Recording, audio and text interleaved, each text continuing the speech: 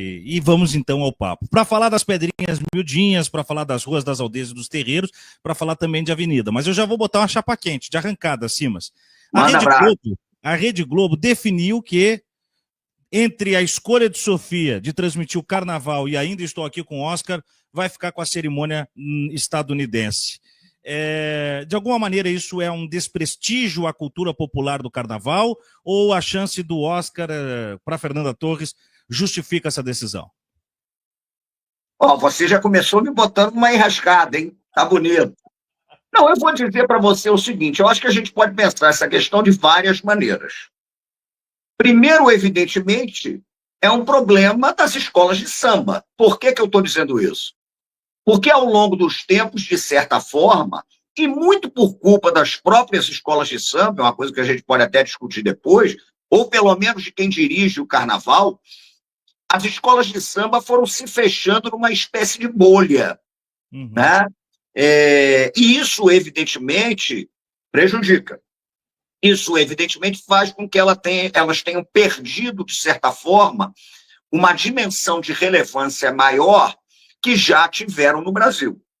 Então, sobretudo fora do Rio de Janeiro, o desfile do Carnaval Carioca, ele não tem mais o impacto que num certo momento teve, né? Não tenha dúvida nenhuma.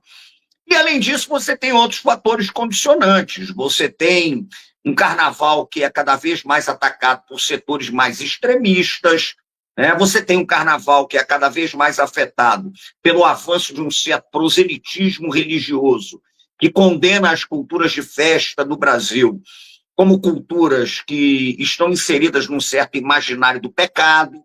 Então, de certa maneira, eu acho que isso é um sinal de uma crise que as escolas de samba vivem, que de alguma maneira o carnaval vive, e sinal de uma crise que o Brasil vive.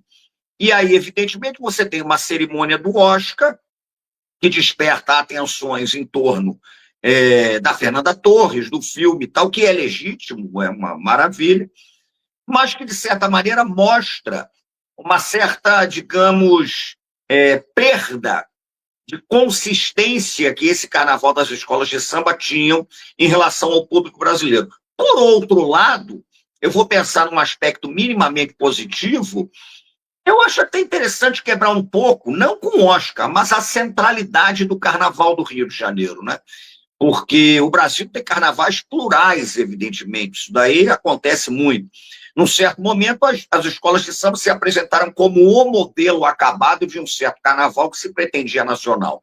E não é assim. Então, acho que essa questão é mais complexa. De toda maneira, eu prefiro fazer uma leitura que não é a de atribuir à Globo uma decisão que é idiota, imbecil, ainda que eu ache uma decisão, no mínimo, complicada, né? Essa coisa do Brasil se render com muita facilidade a legitimações que, porventura, uma cerimônia como a do Oscar pode dar para a nossa cultura. Eu acho isso muito complicado, muito ruim.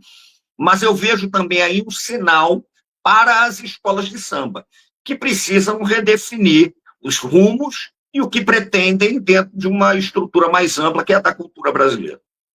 Muito bom. Mas, Simas, o que você aponta essa possível abertura das escolas de samba, assim, ela sair um pouco desse universo carioca, talvez, em termos da sua, não dos seus enredos, né? Porque os enredos das escolas de samba contam, acho que inclusive constroem um imaginário, e na minha avaliação, eu queria até te ouvir sobre isso, é a instituição que mais cumpre, de alguma forma, o atendimento da Lei 10.639, de 2003, tem o seu papel ali de educação e de fomento, né, e de exposição da cultura afro-brasileira, história e cultura afro-brasileira, que é o que está previsto na lei. Mas eu queria entender o que é essa espécie de fechamento das escolas, no caso do Rio de Janeiro, tem que fica só numa questão de Rio de Janeiro, assim, que não amplia isso para o resto do país. Eu acho, primeiro, que, Thalita, um pouco longa, mas eu vou resumir. A década de 1960, ela foi uma década muito importante para entender os rumos das escolas de samba do Rio de Janeiro. Porque as escolas de samba, que são criadas ali na década de 20, o primeiro desfile é de 1932, elas foram criadas como instituições que negociaram com elementos que estão a priori fora delas o tempo inteiro. Então, negociam com o poder instituído, negociam com a indústria do turismo, negociam com o crime, né? Negociam com vários elementos para conseguir, inclusive, buscar uma certa legitimidade. Acontece que, sobretudo a partir dos anos 60, e esse processo se aprofunda muito nas décadas de 70, 80 e 90, as escolas de samba foram se deslocando de um setor vinculado à cultura, inclusive do ponto de vista da relação com as instituições públicas, secretarias, fomentos e etc., e cada vez mais sendo tragadas, né, por uma lógica vinculada à ideia do espetáculo turístico.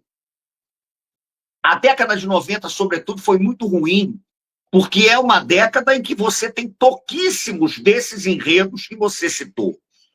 A década de 90 é a década em que acaba uma obrigatoriedade que existia das escolas de samba desfilarem com temas de interesse nacional.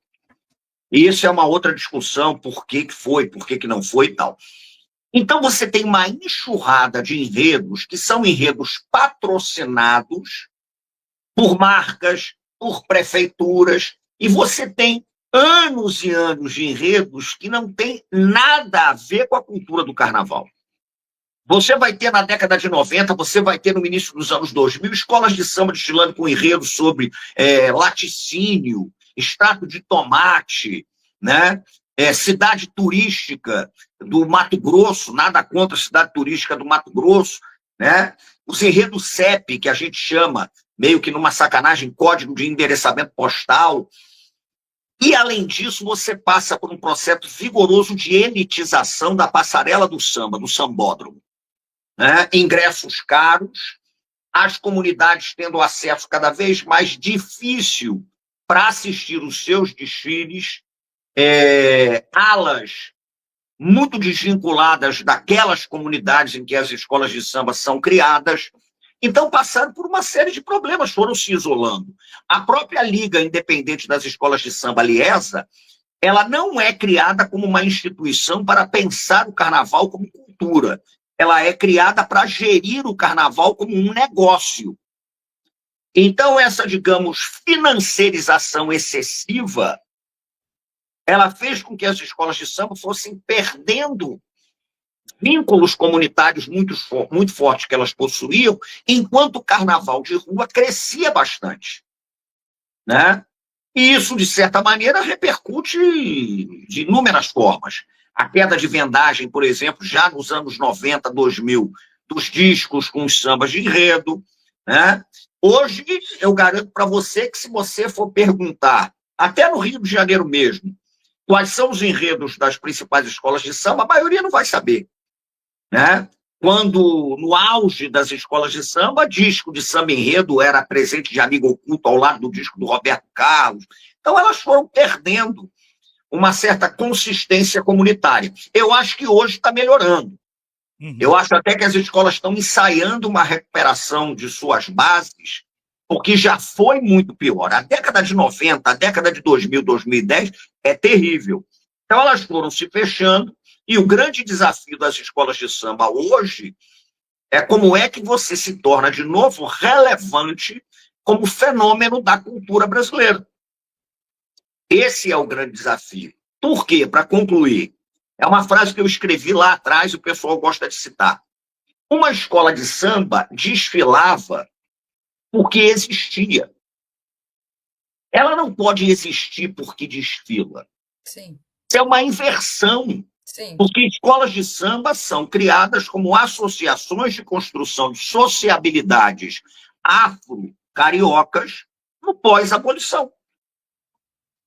Então, quando você perde essas dimensões mais íntimas com suas estruturas comunitárias, repito, já foi pior.